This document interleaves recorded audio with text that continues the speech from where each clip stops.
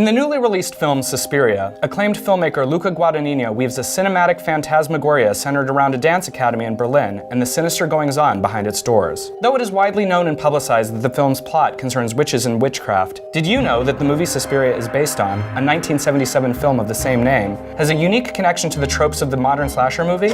Dario Argento, the creator and filmmaker behind the original Suspiria, made his name as a master of a particular subgenre of Italian suspense cinema that inspired movie killers of a new generation to be more lethal and far more artistic.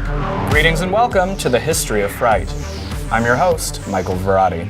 This week, I'm serving up a heaping helping of horror Italiano as we take a deep dive into the world of Giallo.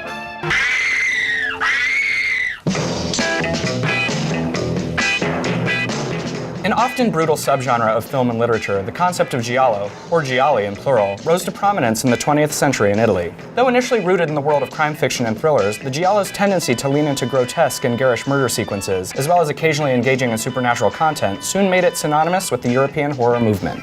But what does it mean? And what sets Gialli apart from the Freddys and Jasons of the world?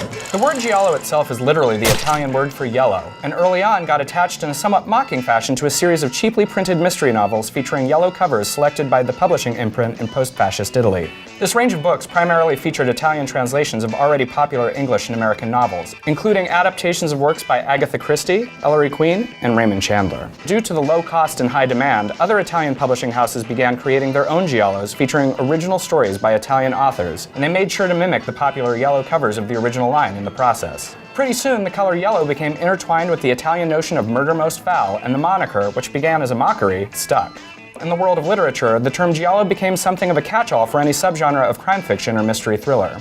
However, when Giallo made its leap to the cinema, the term took on a much more specific meaning. Initially, Gialli on screen served as a literal adaptation of some of the more popular novels. But when a new school of Italian filmmakers saw the potential to take the genre to new and terrifying territory using the techniques and magic of the movies, the subgenre and its definition were forever changed. Widely considered to be the first true Giallo film, Mario Bava's 1963 The Girl Who Knew Too Much established early trademarks that would become fixtures of the movement. Themes of brutal crime, paranoia, sexuality, and madness interwoven with the story of a protagonist who is uncertain of the world around them, suddenly beset by psychological trauma and mortal danger, the Giallo sought to play with our perceptions of what we did or did not know.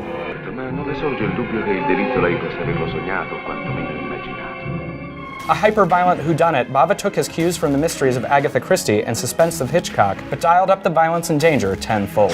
And a year later, when Bava made the switch to color with 1964's Blood and Black Lace, the final element of the Giallo was set into place. Suddenly, these lace curtains ignite a drama that will lacerate your emotions.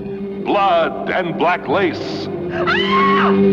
Hypercolors and psychedelic imagery gave the Giallo the look it would become known for by audiences the world over. This was a world where murder was as elegant as fashion and style trumped all else. From Bava's trailblazing, a new school of filmmakers trying their hand at blood-red art cinema would follow, including the aforementioned Dario Argento.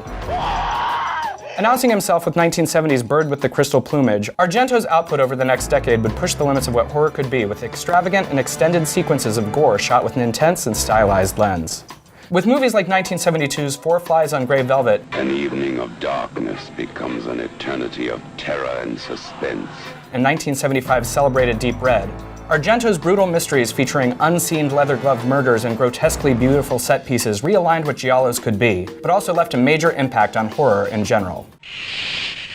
In 1977, when Argento created the supernatural thriller Suspiria, he brought elements of the Giallo style to the proceedings, telling the story of an American dancer at a German dance academy driven to paranoia and madness because of her belief that the matrons of the school were witches.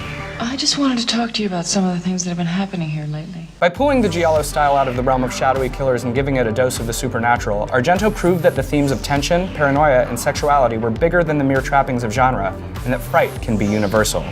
Beyond redefining how horror could look and showcasing the artistic power of aesthetic and genre, the work of individuals like Mario Bava and Dario Argento had an undeniable impact on the American slasher movie era that would follow.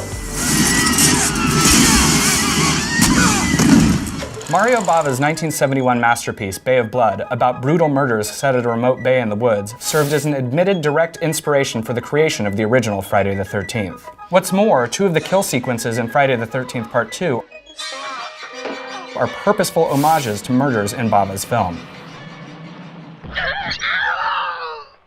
The Italian era of masked and menacing killers with escalating body count in the 70s clearly paved the way for the American slasher movement of the 80s.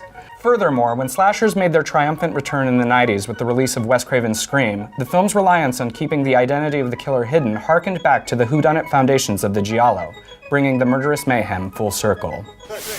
Here comes. In the wake of Scream, many horror movies like Urban Legend and Valentine followed this mystery aspect, forcing audiences to question the killer's identity alongside the characters, all the while buckling up for the carnage. And this brand of lethal mystery is undeniably Giallo. As you may gather, the notion of the Giallo has a very rich history and a vast, colorful assortment of films that we can barely scratch the surface of in one video. But thanks to the work of a generation of Italian filmmakers who saw the potential of bringing horror out of the dark and giving it a full spectrum of color to terrorize, the genre has mercifully never been the same. You won't be able to close your eyes. Beautiful and brutal, stylish and savage, the Giallo is the genre that sought to bring the art house and the grindhouse together as one, and changed the look and feel of a whole genre in the process. So next time your favorite movie slasher makes the blood run red, remember it's likely due in part to a healthy dose of yellow. Until next time. Hey everyone, thanks for watching History of Fright. We will be back next week with more spookiness. For more horror, follow our friends at Dread Central, and don't forget to follow Gamma Ray across the web.